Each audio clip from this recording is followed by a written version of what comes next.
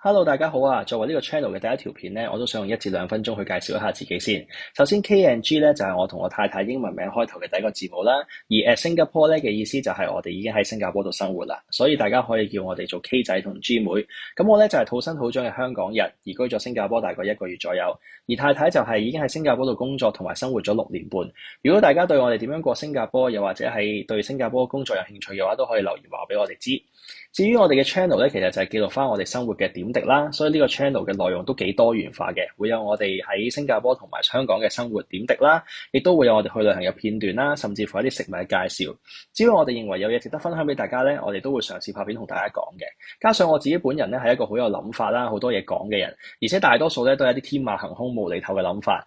咁呢啲方向咧，其實我都會想同大家一齊討論啦，或者係一齊去分享一下嘅。所以呢個都會係呢個 channel 嘅內容之一。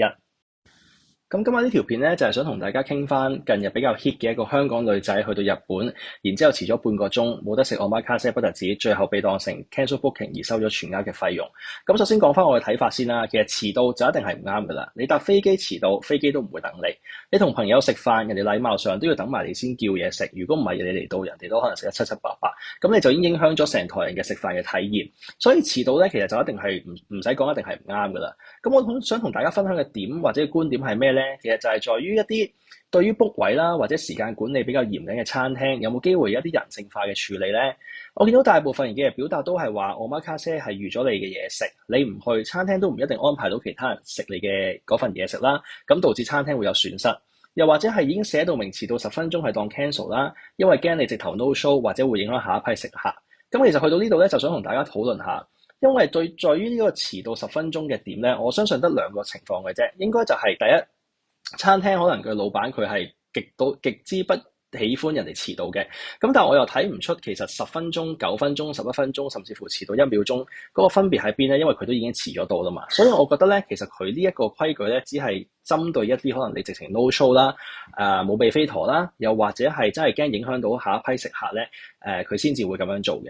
咁其實餐廳喺你遲到10分鐘都仲俾你入去咧，呢一個已經係體現咗呢間餐廳有啲人性化嘅處理，就係佢容許你遲到10分鐘。咁但係點解佢喺呢個人性化嘅處理上邊唔可以再做好啲咧？因為頭先講咗，如果你係 no show 嘅話，咁人哋當然要有損失啦。咁但係其實你呢90分鐘，我當一個 omakase set 可能係90分鐘啦，咁有18個 course 咁樣啦。